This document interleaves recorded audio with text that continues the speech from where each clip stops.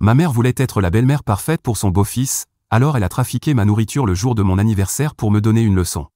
Mais maintenant, mon beau-père et mon père ont vu la vidéo, et les choses deviennent compliquées pour elle. Ma mère n'a jamais été le genre de femme qui s'entend bien avec les autres femmes, si vous voyez ce que je veux dire. Elle n'a jamais caché sa déception de m'avoir mise au monde. Elle a toujours admis ouvertement, même en ma présence, qu'elle avait toujours voulu avoir un garçon. Le fait qu'elle ait eu une fille lui semblait être une sorte de coup du destin malheureux. Elle racontait à ses amis qu'elle était coincée avec moi pour toujours, ce qui était incroyablement douloureux à entendre. Cela ressemblait à un rejet de mon existence même, une négation de ce que j'étais simplement à cause de mon genre. Dès mon plus jeune âge, j'ai aussi remarqué une grande différence dans la façon dont ma mère me traitait par rapport à tous mes cousins. Alors qu'elle leur prodiguait souvent des éloges et de l'affection lorsque nous les voyions, je recevais toujours une attitude plus froide et critique de sa part. Elle me grondait aussi si j'agissais de manière trop féminine, selon elle. Elle m'interdisait d'acheter quoi que ce soit de rose parce qu'elle trouvait cela trop girly et insistait pour que j'arrête d'agir comme les autres filles. J'avais aussi interdiction de porter des jupes ou des robes. Elle m'habillait comme un garçon pendant longtemps et ne me laissait jouer qu'avec des voitures et des camions miniatures. Je n'avais même pas le droit d'avoir les cheveux longs, car elle trouvait que c'était trop difficile à entretenir. Elle me forçait toujours à les couper très courts. Honnêtement, je n'ai jamais compris son obsession pour le genre.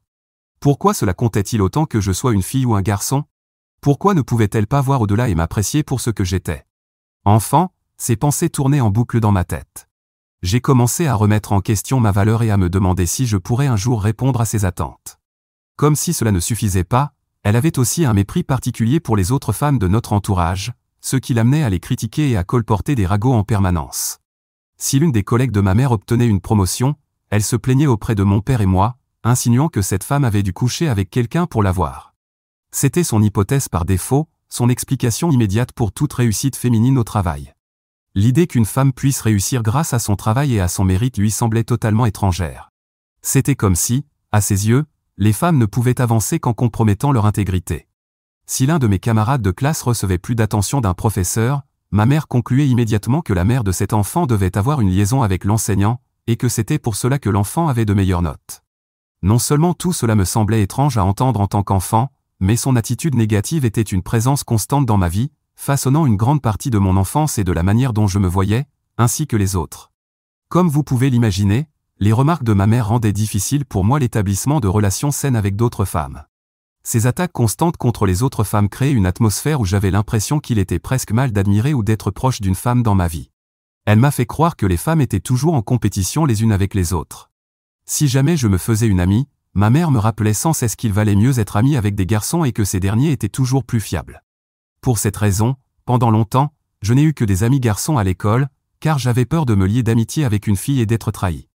Comme si tout cela ne suffisait pas, lorsque j'étais au lycée, mon père a avoué à ma mère qu'il voulait divorcer. C'était une grande surprise, car j'avais toujours cru que mes parents allaient bien. Cependant, il s'est avéré qu'il avait une liaison avec l'une de ses collègues. Dévastée et furieuse, ma mère a emballé nos affaires et m'a emmené vivre dans un motel. Ce qui a suivi était une bataille de divorce des plus laids d'entre eux. La colère de ma mère envers mon père était intense et dévorante. Elle m'a constamment utilisé comme un pion dans sa guerre contre lui. Je suis devenu un outil pour elle, un moyen de lui faire mal et d'affirmer sa domination. Chaque fois que j'exprimais le désir de passer du temps avec mon père pendant leur séparation, elle entrait dans une rage folle. Elle criait et hurlait, m'accusant de le choisir lui plutôt qu'elle, l'homme qui nous avait trahis. Il nous a trompés, criait-elle. Tu ne devrais même pas être en contact avec lui. L'idée que je puisse vouloir ou avoir besoin d'une relation avec mon père lui était incompréhensible. À ses yeux, maintenir un lien avec lui était une trahison directe envers elle et tout ce qu'elle avait traversé.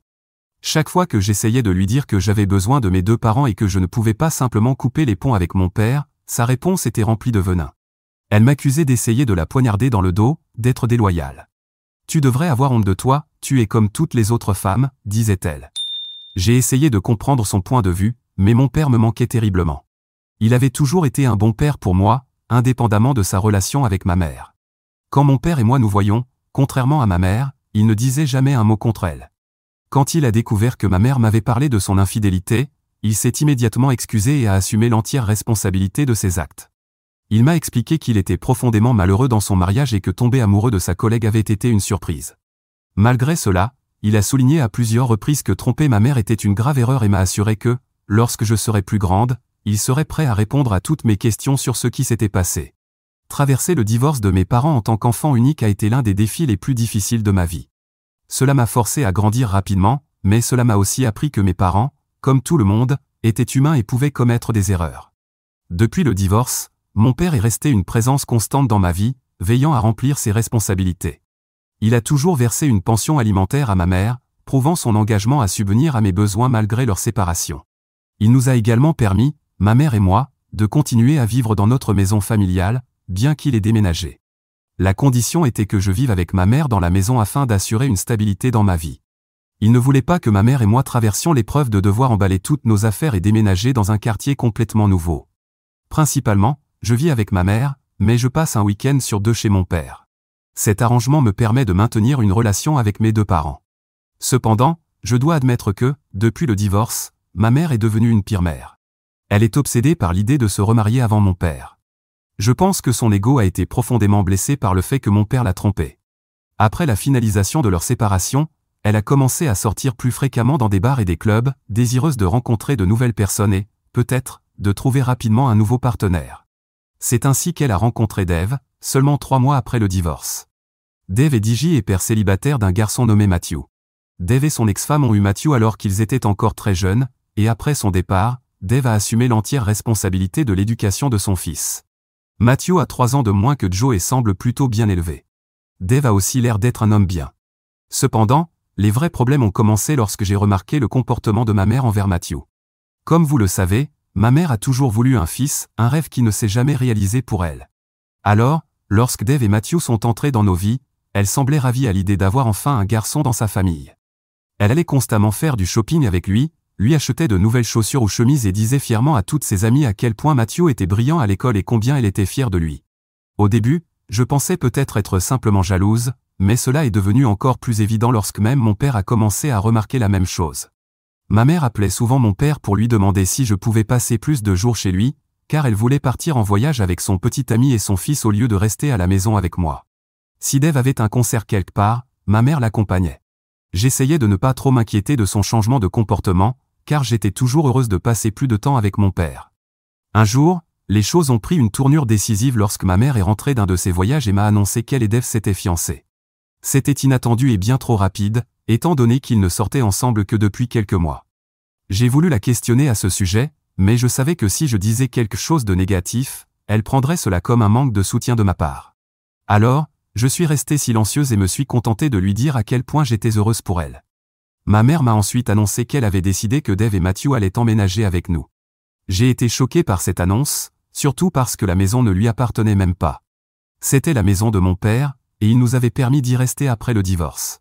Comme prévu, quand mon père a découvert ses plans, il était furieux. Il lui a dit franchement que si elle voulait que Dave et Matthew emménagent, alors Dave devrait lui payer un loyer chaque mois. Il n'allait pas laisser quelqu'un d'autre vivre gratuitement dans sa maison. Ma mère l'a très mal pris. Elle s'est disputée avec mon père, l'accusant d'être jaloux et d'essayer de saboter sa relation parce qu'elle était enfin heureuse avec quelqu'un d'autre. Elle était convaincue que son refus de laisser Dave s'installer gratuitement était une tentative délibérée de lui nuire, mais mon père est resté ferme. Il lui a rappelé que la maison lui appartenait et qu'il ne lui avait permis d'y rester que pour mon bien. Il a clairement indiqué que si elle pensait qu'il était un obstacle, alors elle devrait également commencer à payer un loyer ou déménager. La situation a dégénéré, mais à la fin, Dave est intervenu et a accepté de payer un loyer à mon père. Il a ensuite emménagé avec son fils dans notre maison. Au début, Dave s'est installé dans la chambre principale avec ma mère, tandis que Matthew prenait la chambre d'amis. Tout semblait se mettre en place dans une nouvelle routine, et Matthew et moi avons passé beaucoup de temps à jouer aux jeux vidéo ensemble. J'étais heureuse d'avoir enfin un beau-frère, après avoir été enfant unique si longtemps. Mais il n'a pas fallu longtemps avant que Matthew commence à se plaindre du lit dans la chambre d'amis. Son lit était vieux, et, de manière compréhensible, cela affectait son sommeil. Dave lui a promis qu'ils en achèteraient un nouveau bientôt. Cependant, un après-midi, je suis rentré à la maison et j'ai découvert que mon lit avait été déplacé dans la chambre de Matthew, tandis que celui de la chambre d'amis avait été placé dans la mienne. J'ai demandé à ma mère pourquoi cela s'était produit. Elle a balayé la question d'un revers de main, disant que Matthew méritait un bon lit pour dormir et que ce n'était pas un drame. Je lui ai répondu que Dave aurait pu lui acheter un lit, comme il l'avait promis. Elle a haussé les épaules et m'a répondu que j'étais plus âgé que Matthew, et que je devais apprendre à faire des sacrifices pour le bien de notre nouvelle vie. Après cet incident, il m'est lentement devenu douloureusement clair que ma mère favorisait ouvertement Matthew par rapport à moi, lui accordant un niveau d'attention et de soins qui n'avait rien de normal. Par exemple, pendant le dîner, il pouvait se resservir sans problème, mais si j'essayais de prendre une portion supplémentaire, elle me frappait la main et me disait méchamment d'arrêter de me comporter comme une vache obèse. L'ironie, c'est que je n'étais même pas en surpoids. J'étais athlétique, active et j'avais simplement un bon appétit. Mais selon elle, Matthew, en tant que garçon en pleine croissance, méritait plus de nourriture que moi. Il y a aussi eu cette fois où mon père m'a annoncé qu'il avait des billets pour un match de baseball et voulait m'y emmener. J'étais excité et impatiente d'y aller, mais quand j'en ai parlé à ma mère, elle a immédiatement insisté pour que je laisse Matthew y aller à ma place. Sa justification ? Parce qu'il était un garçon et qu'il apprécierait davantage. Évidemment, mon père a refusé de céder sa place à Matthew, et j'ai pu assister au match comme prévu. C'était un super moment, et j'étais heureuse de passer du temps avec mon père. À plusieurs reprises, ma mère organisait des sorties avec Dave et Matthew, m'excluant volontairement de leur plan. Si Matthew m'invitait à venir, elle insistait sur le fait que c'était juste un moment pour eux trois, pour qu'ils puissent créer des liens en famille, et que moi, étant plus âgé, je devais m'effacer. C'était comme si elle était en train de construire une nouvelle famille dans laquelle je n'avais pas pleinement ma place. Cette exclusion me faisait mal. J'avais l'impression d'être une étrangère dans ma propre maison, comme si on me poussait lentement dehors.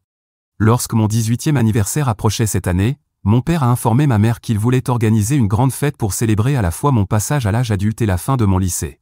Comme notre maison familiale était assez grande, avec un grand jardin, il prévoyait d'engager un service traiteur et de tout organiser sur place. Ma mère n'aurait rien à faire, car mon père s'occupait de tout. Mais, comme prévu, ma mère a tenté de s'y opposer.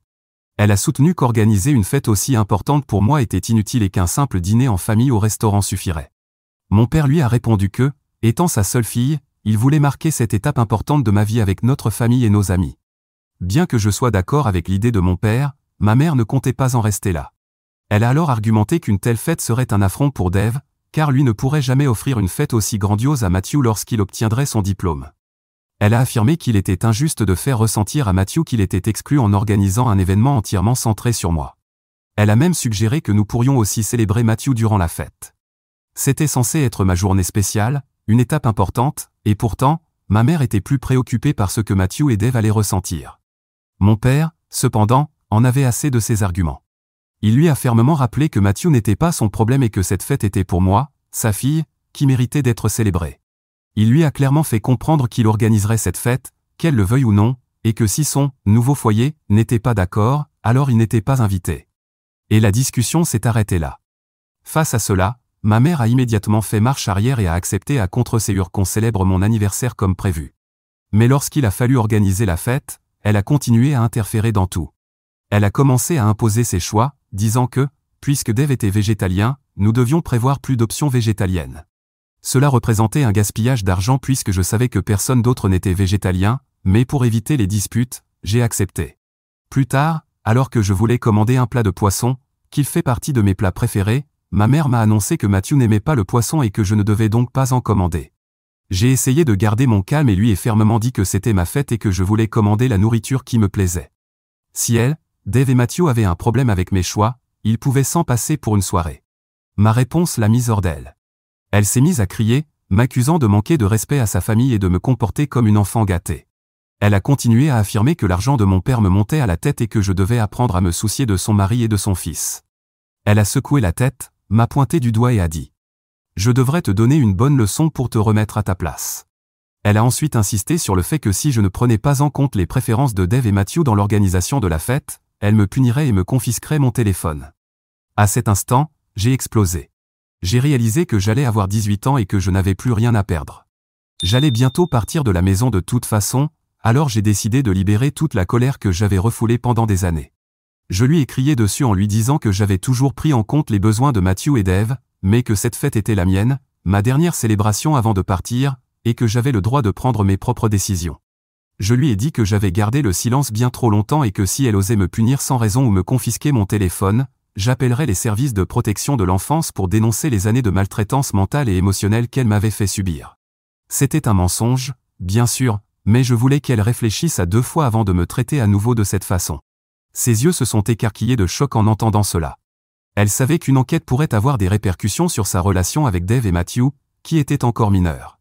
J'ai alors continué en lui disant que si elle ne me considérait plus comme sa fille, alors je couperais tout contact avec elle lorsque je partirais à l'université. Je ne voulais pas d'une mère qui ne me mettait jamais en priorité, qui passait toujours les autres avant moi et qui me faisait sentir que j'étais une option secondaire dans ma propre maison. C'était un moment de vérité brute, sans filtre, et j'ai clairement fait comprendre que j'en avais fini d'être mise de côté.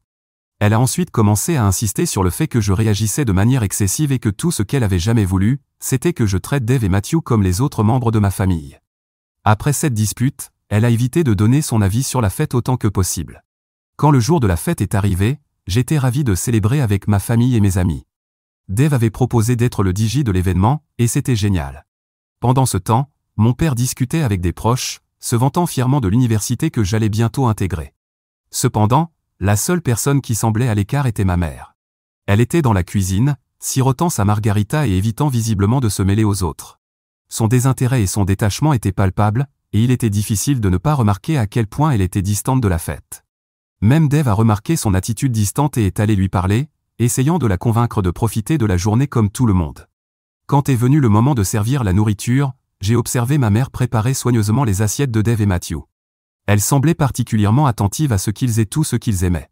Je voulais laisser les autres invités se servir en premier, alors j'ai attendu mon tour. Soudain, sans prévenir, ma mère s'est approchée de moi avec une assiette de nourriture. Je l'ai regardée, intrigué, ne sachant pas quoi penser de ce geste inattendu. Elle m'a tendu l'assiette et m'a souhaité un joyeux anniversaire. J'étais stupéfaite et je lui ai demandé ce qu'elle faisait, surtout qu'elle ne m'avait jamais, de toute ma mémoire, servi une assiette de nourriture auparavant. Elle a simplement haussé les épaules et a dit qu'elle voulait le faire pour moi, maintenant que j'avais 18 ans. C'était difficile à admettre, mais à ce moment-là, j'ai ressenti une sensation chaleureuse et réconfortante dans mon estomac. Malgré tout, il y avait quelque chose de réconfortant dans le fait qu'elle prenne soin de moi, même si ce n'était qu'en me servant une assiette de nourriture. Pendant un court instant, j'ai eu l'impression qu'elle essayait de combler le fossé qui s'était creusé entre nous. Cependant, dès que j'ai pris une bouchée du poisson dans mon assiette, j'ai dû tout recracher. Ma bouche était envahie par un goût excessivement salé, et j'ai commencé à tousser de manière incontrôlable.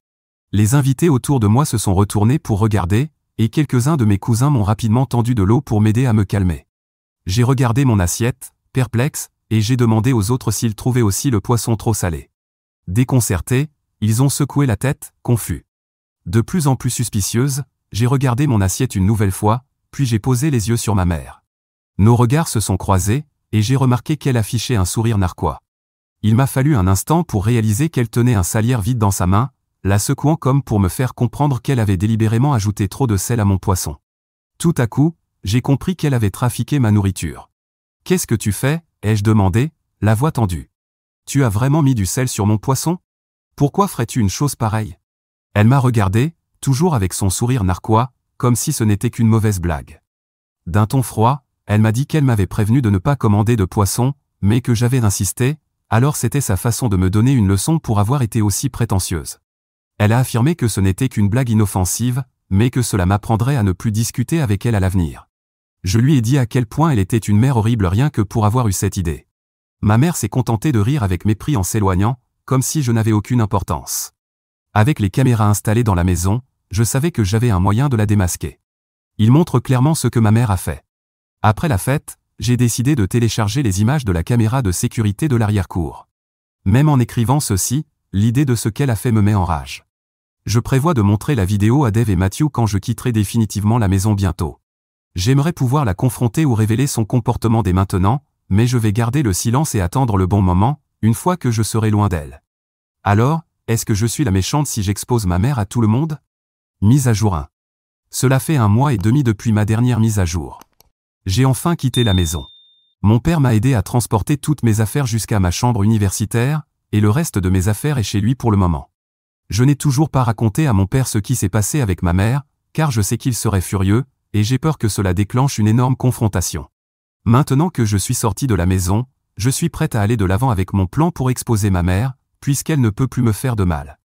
Je pense que Dave et Matthew méritent de connaître la vérité sur elle, même si cela risque d'être difficile pour eux. Pour ceux qui se posent la question, je suis certaine que Dave a probablement remarqué la façon dont ma mère me traite différemment de son fils, mais il n'est jamais intervenu. Quoi qu'il en soit, je ne lui en veux pas pour tout ça, et mon objectif reste uniquement ma mère, qui est responsable de tout ce qui s'est passé. Je sais qu'il aurait pu dire quelque chose, mais il n'est pas mon père et n'était pas responsable de moi, c'était le rôle de ma mère. Mise à jour 2. J'ai lu tous vos conseils, et ce matin, j'ai décidé de créer une conversation de groupe avec Dave, Matthew et mon père. J'ai écrit un message détaillé expliquant comment j'avais été traité différemment de Matthew au fil des années, en insistant bien sur le fait que ce n'était pas de sa faute. Ensuite, j'ai décrit l'incident qui s'était produit le jour de mon anniversaire, lorsque ma propre mère avait saboté mon repas en y ajoutant un flacon entier de sel par pure méchanceté. Je leur ai dit à quel point j'en avais assez du comportement abusif de ma mère à mon égard au fil des ans, et pour étayer mon récit, j'ai envoyé la vidéo comme preuve. À la fin de mon message, j'ai demandé à Dave s'il pouvait vraiment se sentir à l'aise en laissant son fils auprès d'une femme aussi vile, qui n'avait aucune honte à traiter sa propre fille de cette manière. Cela s'est produit il y a quelques minutes à peine, et j'attends encore qu'il lise et réponde. Mise à jour 3. Maintenant que j'ai reçu des réponses, je peux donner une mise à jour. J'attendais que mon père et Dave répondent tous les deux pour éviter de faire plusieurs mises à jour séparées. D'abord, mon père m'a appelé pour confirmer si tout ce que j'avais dit était vrai et m'a demandé pourquoi je ne lui en avais jamais parlé en détail auparavant. J'ai craqué et lui ai expliqué que j'avais parfois du mal à m'ouvrir. Il s'est excusé à plusieurs reprises, puis m'a dit qu'il avait passé la matinée à crier sur ma mère. Il m'a aussi annoncé qu'il lui donnait un préavis d'1 mois pour quitter la maison. Il m'a confié qu'il y pensait depuis un moment, mais qu'il hésitait. Cependant, maintenant qu'il sait comment elle m'a traité toutes ces années, il n'a plus aucune sympathie pour elle et veut récupérer sa maison. Plus tard, Dave m'a aussi contacté et m'a dit qu'il n'avait jamais imaginé que ma mère me haïssait à ce point. Il pensait simplement qu'il s'agissait de disputes classiques entre une mère et sa fille, alors il n'était jamais intervenu au fil des ans. Mais après avoir vu la vidéo, il a compris à quel point elle était dérangée. Lorsqu'il a confronté ma mère à ce sujet, elle a, comme toujours, commencé à me blâmer pour tout. Cela a conduit à une grosse dispute entre eux, et il a décidé de prendre ses distances avec elle. Il m'a même dit qu'il reportait leur mariage, qui était prévu cette année, bien qu'il ait déjà été repoussé plusieurs fois. Matthew et moi avons aussi discuté, et tout va bien entre nous. Quant à ma mère, elle n'a pas cessé de m'appeler et de m'envoyer des messages. Ces messages aussi entre insultes et menaces pour l'avoir exposée, mais je n'en ai plus rien à faire.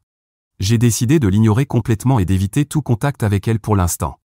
Au final, je ne regrette pas d'avoir exposé ma mère, et j'espère qu'elle comprendra qu'elle ne pourra plus jamais me maltraiter impunément.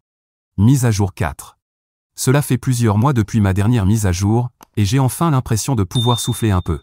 Même si tout n'est pas parfait, je peux dire avec confiance que ma vie s'est considérablement améliorée. Pour commencer, Dave a finalement décidé de quitter ma mère. Il y a quelques semaines, il m'a appelé pour me demander si nous pouvions nous voir pour discuter. J'étais un peu nerveuse, mais j'ai accepté. Nous nous sommes retrouvés dans un café près de mon université, et cette conversation restera gravée dans ma mémoire. Dave a commencé par s'excuser longuement. Il m'a dit qu'il se sentait terriblement coupable de ne pas être intervenu plus tôt et de ne pas avoir remarqué la gravité de la situation.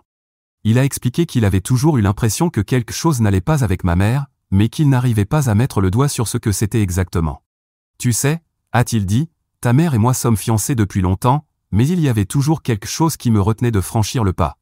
Maintenant, je comprends que c'était sa personnalité qui me faisait hésiter, a-t-il poursuivi. Ta mère se comportait toujours différemment avec moi. Elle semblait aimante, compréhensive et soi-disant soucieuse de toi. Elle me disait sans cesse que tu ne pouvais pas passer de temps avec nous parce que tu étais avec ton père, mais au fond, elle espérait que nous puissions être une famille unie. Il y avait toujours quelque chose qui ne me semblait pas juste, a ajouté Dave. J'ai voulu t'en parler, mais en même temps, je ne voulais pas m'immiscer dans la relation entre une mère et sa fille. Maintenant, je réalise que j'aurais dû le faire, et je suis désolé de ne pas t'avoir aidé pendant tout ce temps. Je lui ai dit que j'appréciais son honnêteté et que je comprenais sa position. Ce n'était pas facile pour lui d'entrer dans une dynamique familiale aussi compliquée. Dave m'a raconté qu'après avoir vu la vidéo et entendu ma version des faits, il avait eu une longue conversation avec ma mère. Comme prévu, elle a essayé de justifier ses actes et de me blâmer pour avoir mal interprété les choses. Mais cette fois, Dave n'est pas tombé dans ces manipulations. Je lui ai dit qu'il n'y avait aucun moyen de mal interpréter ce que j'ai vu dans cette vidéo, a-t-il expliqué. La façon dont elle t'a traité, comment elle a saboté ton repas le jour de ton anniversaire, ce n'est pas de l'amour maternel, c'est de la pure cruauté. Il m'a raconté que ma mère avait tenté de minimiser l'incident, affirmant que ce n'était qu'une blague inoffensive et que j'avais réagi de manière excessive. Mais Dave est resté ferme. Je lui ai dit que si elle était capable de faire une chose pareille à sa propre fille, comment pouvais-je être sûr qu'elle ne ferait pas la même chose à Matthew à l'avenir? Ça a été la goutte de trop, a dit Dave. J'ai réalisé que je ne pouvais pas construire une vie avec quelqu'un capable d'être aussi cruel envers son propre enfant. Quel genre d'exemple cela donnerait-il à Matthew? Dave m'a informé qu'il avait décidé de mettre un terme définitif à sa relation avec ma mère. Non seulement il a annulé le mariage, mais il lui a aussi dit qu'il ne voulait plus rien avoir à faire avec elle. Il m'a assuré que cette décision n'aurait aucune incidence sur ma relation avec Matthew et que je serais toujours la bienvenue dans sa vie si je le souhaitais. D'un autre côté, mon père a été incroyablement présent et bienveillant tout au long de cette épreuve. Après avoir appris tout ce qui s'était passé, il a immédiatement pris des mesures. Comme je l'avais mentionné auparavant, il avait donné 1 mois à ma mère pour quitter la maison et il a tenu parole. Mon père m'a expliqué que la maison lui avait toujours appartenu, car il l'avait achetée avant d'épouser ma mère. Après leur divorce, il l'avait laissée y vivre, principalement pour mon bien, afin que j'aie un endroit stable et confortable où grandir. Il a aussi admis qu'une partie de sa décision était due à la culpabilité qu'il ressentait à cause de son infidélité, qui avait été la cause initiale de leur séparation. Mais maintenant, m'a dit mon père, il n'y a plus aucune raison pour qu'elle reste ici. Et après la façon dont elle t'a traité, je ne peux pas la laisser continuer à vivre dans ma maison. Ma mère a essayé de contester cette décision, affirmant qu'elle avait le droit de rester dans la maison après tant d'années de mariage. Elle a même menacé d'engager une procédure judiciaire. Cependant, mon père avait consulté son avocat et rassemblé tous les documents nécessaires pour prouver que la maison lui appartenait exclusivement. Finalement, il y a quelques mois, ma mère a déménagé. Je ne sais pas exactement où elle est partie, et franchement, cela m'est complètement égal. Tout ce que je sais, c'est qu'elle n'est plus dans cet endroit que je considérais autrefois comme mon foyer, et cela me procure une paix indescriptible. Quant à ma relation avec ma mère, je suis sûr qu'elle est furieuse de tout ce qui s'est passé. Mais comme elle est bloquée, elle ne peut même pas m'appeler pour me dire quoi que ce soit. Concernant Matthew, après tout ce qui s'est passé, nous avons eu une longue discussion. Je lui ai expliqué que je ne lui avais jamais reproché le traitement de faveur qu'il avait reçu de ma mère et que je comprenais qu'il n'avait aucun contrôle sur la situation. Matthew m'a avoué qu'il se sentait parfois mal à l'aise face à la manière dont ma mère me traitait, mais qu'il ne savait pas comment aborder le sujet. Quant à mon père, notre relation est devenue encore plus forte. Il s'est excusé d'innombrables fois de ne pas avoir remarqué plus tôt ce qui se passait et fait désormais un effort conscient pour être plus présent dans ma vie. Nous nous appelons presque tous les jours, et il vient me rendre visite sur le campus au moins 1 fois par mois. Ça fait du bien de laisser ma mère et sa toxicité derrière moi. Et avant que quelqu'un ne le dise, je dirais la même chose à propos de la toxicité lorsqu'elle est dirigée contre un homme. Les gens sont bons ou mauvais, quel que soit leur genre. Ce qui n'est pas acceptable, c'est de généraliser à cause d'une mauvaise expérience avec quelqu'un.